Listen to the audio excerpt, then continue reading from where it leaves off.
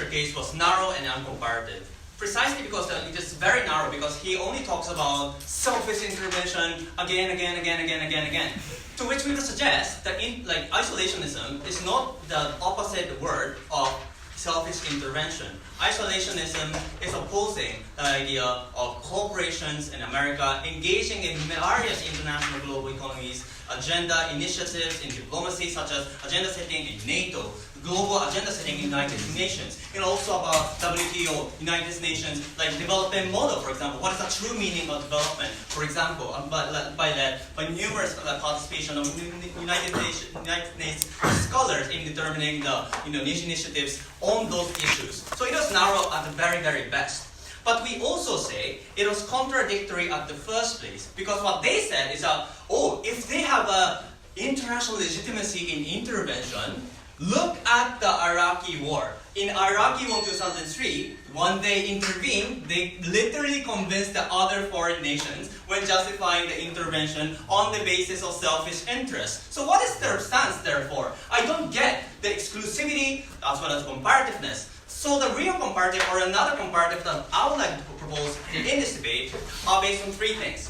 Firstly, on the basis of the comparison of the alternative possible scenario when America retreats from the global agenda, who will be rising? I would suggest it is going to be China in the most likely scenario, and we think that's harmful. Secondly, irrespective of the hypothetical comparative, we think America is a great nation which contributes to the global policy. But lastly, on the issue of even if America made some mistakes, we would think the self-corrective mechanism is self-sufficient in any other comparative, such as the organization or in any other hypothetical alternative than that side of the house.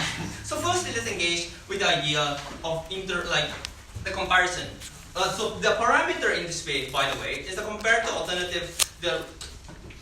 with the alternative model, we would think America is better. So firstly, is about the fear of China. So the reason why I'm setting this as an agenda is that on the basis of realistic observation is who is going to be the isolation, who fill in the power vacuum in the context of isolation of America is going to be China. Precisely because the other big nations such as Russia is economically incapable in contrast to China, as well as ASEAN is not a political institution, EU is not failing right now. So in contrast to any hypothetical alternative, right, we would suggest the alternative is likely going to be China. Based on, and furthermore, they're very powerful right now. One Belt Road policy, for example, confiscation of territory, South Side, as it stands, clearly recognized in South China Sea, which was perpetrated irrespective of international law available. Colonization of Africa, for example, which massively exploits their resources, etc.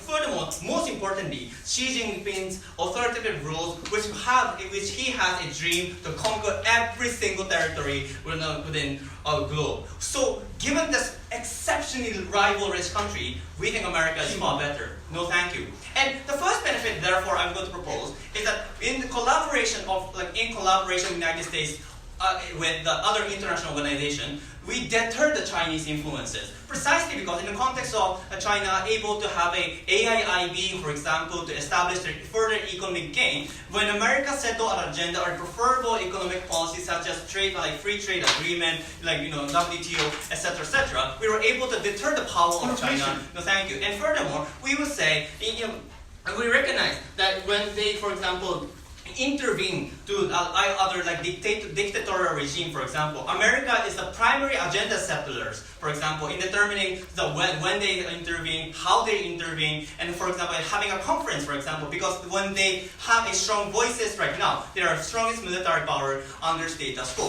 So, furthermore, we would suggest the power of, as well as the rise of China is exceptionally damaging because because China are not able to sanction the dictatorial regime, precisely because it's going to be self-contradictory at the very first place. Because when China cannot declare a sanction to dictatorship, precisely because they are dictatorial regime at the first place. But furthermore, they are not able to have a agenda setting in international law, because precisely as it's characterized right now, they are actively going against the international law in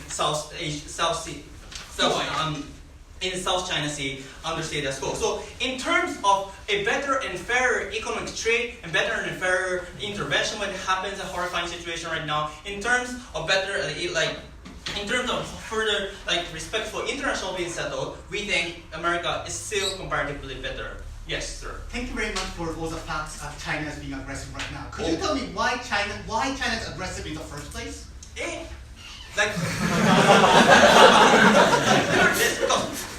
Firstly, you concede that China is aggressive. Then the question is why, China is aggressive. So if you concede to that, I don't think this is going to be a contentious material. Maybe Alex will explain after it more.